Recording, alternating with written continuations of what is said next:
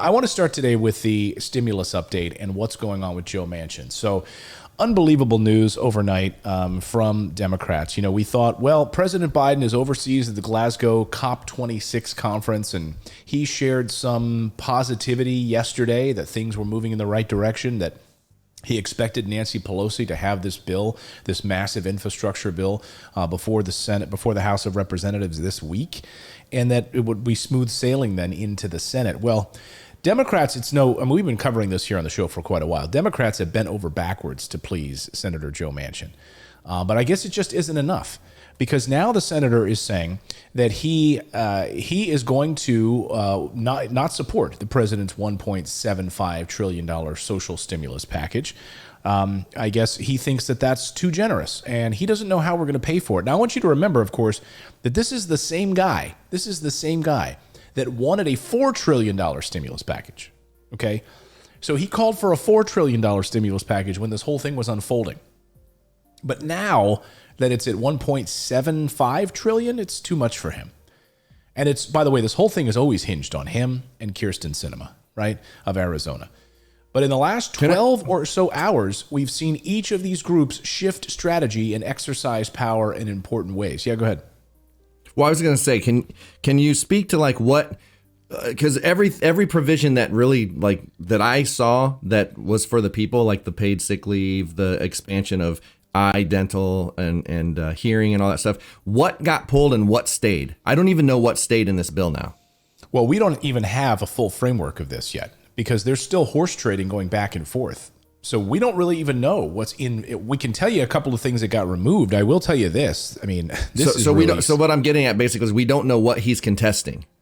Well, we do, and we'll play his soundbite in a moment. But one of the things that Democrats are narrowing in order to make him happy, so he's winning on this, and so is Kyrsten Sinema, which is prescription drugs are getting slashed. So any of the prescription drug reforms piece of this bill is going to be slashed. Now, on the surface, you may say to yourself, hey, Clayton, that sounds great. You mean I'm going to pay less for prescription drugs? No. You're going to continue to pay the same amount, because big pharmaceutical companies continue to make money hand over fist. So Democrats, according to Axios this morning, Democrats have been basically trying to pull out a huge portion of this, the major prescription drug reforms, because they don't know how they're going to pay for it. Oh, jeez. Right. So like here, here's what's locked in. Okay. This is good news from Senator Ron Wyden. Every insulin product covered by Medicaid Part D would be available at a lower cost. Okay. And those would be price negotiated by the government. Right. And so it's what I was just talking to a girl today at Starbucks that was saying she pays $2,000 a month for her diabetes medicine and everything. So what? It's going to be available for $1,000 a month now when it's still like affordable in other countries. Yeah. Yeah. Like, $500 or whatever, Yeah. Thank you. And we've got a story coming up a little bit later on the show about Finland and their healthcare. I mean, and the numbers are going to blow you away. If by the end of this show, all of you don't want to move to Finland, then maybe I haven't done my job. Because and it's astonishing. I got a question. Like, why? So it's so weird to me that you see Manchin coming in here and holding up this entire bill, him and Sinema, right? Mm-hmm. But it's like, why don't any progressives stand up and do this kind of thing? And why don't they tell Manchin, like, hey, you know what? If you don't vote for this, next time you propose anything, we're not voting on it. Nothing. We will not touch another one of your bills. We will not work with you on anything. Like, why don't they use that same kind of power? You're giving, they're suggesting that these two people on the Democratic Party are controlling all of the Democrats and what they all want as a majority, and they're going to let two people take that down. There's got to be other things they can do. That's why I always think that this is just political theater, because there has to be other things they can do to pressure these people to do this stuff. Well, it'd be interesting to think. Like, so what do let's unpack that a little bit. Like, what do progressives want, right? Progressives want really meaty money in here for climate change initiatives, right? And so at least that, and Bernie Sanders and others have said, Pramila Jayapal and others have come out and said, we will not vote for this. And by the way, people like Joe Manchin don't want any of the climate stuff in there. Like, they're fighting this because of their fossil fuel money that they make, right? So progressives actually have fought and gotten a huge chunk of the environmental stuff in there. Now it's not as much as they'd like. I think it's over 500 billion right now. They wanted north of $1 trillion, but Joe Manchin and Kyrsten Sinema and other moderates won. There are other moderates too. We don't even pay lip service to. But that's over 10 years or whatever. Like that's 500 billion for 10 years. That's not going to do a damn thing. And that's the thing. It's like they always sell themselves short. It's like, why can 2 senators do this, but a group of 7 progressives can't have a lot more pull and make things happen? Like they could pressure. Like, why isn't the president out going to state and pressuring Manchin and Sinema? Because Biden actually wants. Biden doesn't even. This makes it look like Biden doesn't want any of this. No, and that's been my point. Like earlier in this week, I said, he has shown a lack of leadership on this issue and should have been out there using the power of the bully pulpit, using the podium to say that this is not a time for weakness. That's one thing you can say. Yeah, he could have gone. Trump. Oh yeah, for sure. And he would have. And that's the thing with Trump. He would have called out Mitch McConnell, which he did. And he would have called him Turtle Boy. And exactly. And he called out Ted Cruz back when he was running. But here's the thing, right? You remember when Trump slammed Mitch McConnell during the December time period when he was trying to go weak on stimulus checks, and he called him out on it. So he's not afraid. He was not afraid to go after his own party. And Joe Biden just wanted to have kumbaya moments with people like Joe Manchin. With both parties. Joe Manchin held a press conference yesterday. And here's exactly what he said as to why he's not going to support this any longer. At this news conference, he basically said, I'm making it clear that I have no problem with killing this bill. If Democratic congressional leaders in the White House don't move this proposal in my direction, he made it clear that he hasn't approved Biden's framework. And he said there's a lot of work to be done, including a deep dive into the long-term fiscal and economic impact of the legislation. And he basically said that this is like a shell game right now. They're just moving money around, trying to hide things. And he says he's sick and tired of it, that he's holding, and he's like, I'm going to hold this $1 trillion thing hostage. So here's what he said. Simply put, I will not support a bill that is this consequential without thoroughly understanding the impact that it'll have on our national debt, our economy, and most importantly, all of our American people. Yeah. Right. Yeah. You're so concerned about this now. He said it's counterproductive right now. He said it's counterproductive to be moving things in this direction right now until we can actually look at the money and where it's going or how it's going to be spent. Oh yeah, now he's concerned about that, right? When money's lined up for the defense budget, he doesn't give a rat's behind. Yeah, I was going to say, can you do me a favor and pull up that soundbite of him saying he wasn't in favor of where we were going to spend for the war budget, like where we were going to get that money? Can you just play that soundbite really quick from any of them? I couldn't find that. Oh, there is no soundbite. You won't find that anywhere. Oh, from any of these clowns. Oh, so we can pay for military budget, but when it's something that benefits the people, like how are we going to pay for it? It's like it's coming out of their own pockets at that point, right? But 85 car motorcades, these lavish trips and stuff like that, and war and all that. The money's just doesn't matter where we're going to pay. We're it's just what we do. It's what we do.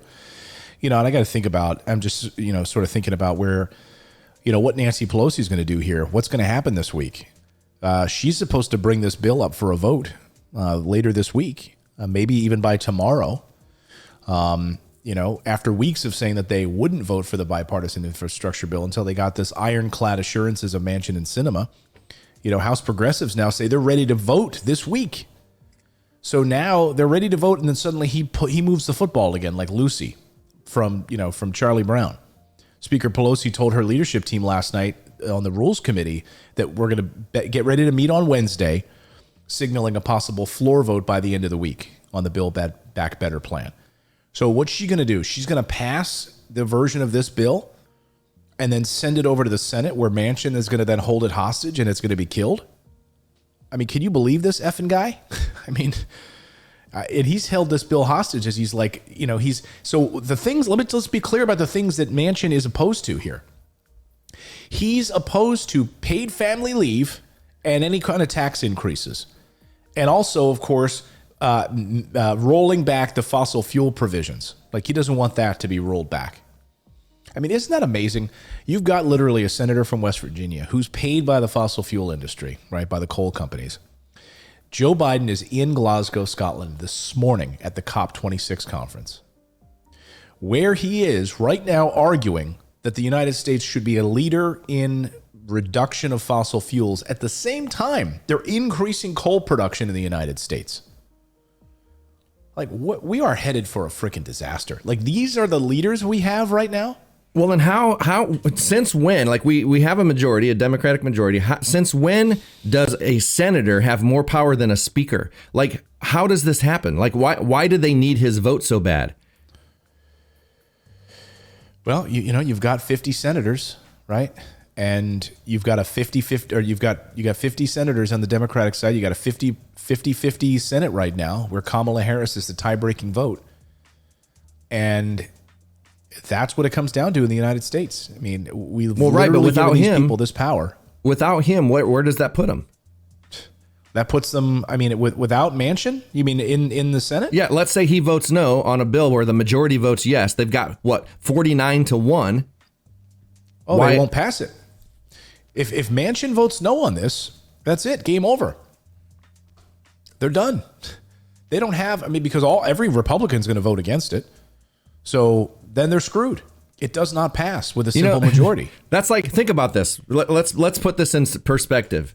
This is like the whole state of Indiana, all right? I'm from Indiana, so let's say the whole state of Indiana, right? And the whole state of Indiana wants health care. And you got one crotchety old man up in South Bend, Indiana, sitting in a rocking chair saying, no.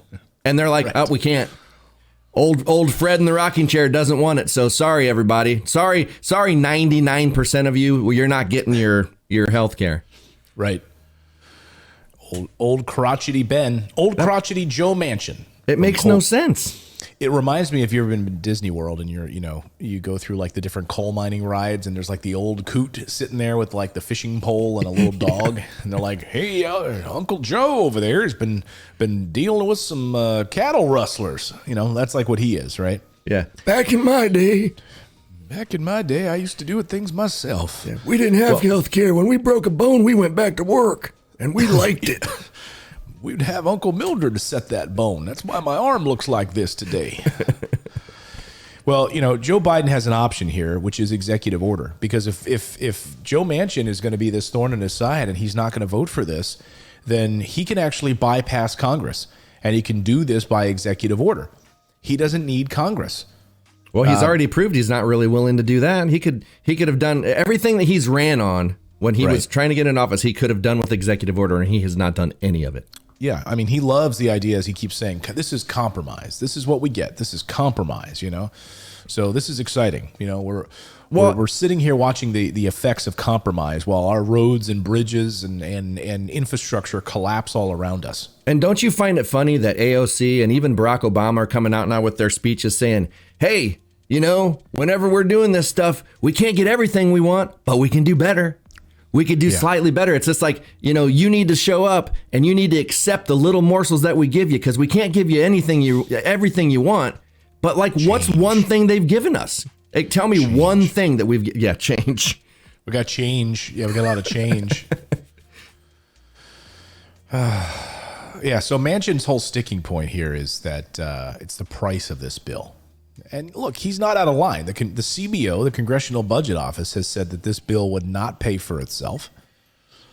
And like Democrats like to say, that it would actually pay for itself. But here's the thing. If you would actually tax millionaires and you would actually put in place that billionaire tax, then we would be able to pay for infrastructure. And we would be able to cover this. If we would also be able to go after tax cheats. But Joe Manchin doesn't want that, doesn't want any tax increases. So, you know, now you're concerned about how much this is going to cost. Manchin's opposition could hold up the vote for another few weeks. And by the way, the government doesn't have a few weeks. I was looking at the congressional calendar this morning. There is only, I think it's 12 days left. They're in recess almost all of November. And by the way, we have a debt ceiling that needs to be voted on in early December. It needs to be like, we're going to hit that December 3rd debt ceiling. And Congress is in recess for almost the entire month of November. So we have about 12 legislative days left in Congress for them to do anything on this. That's your Congress, ladies and gentlemen.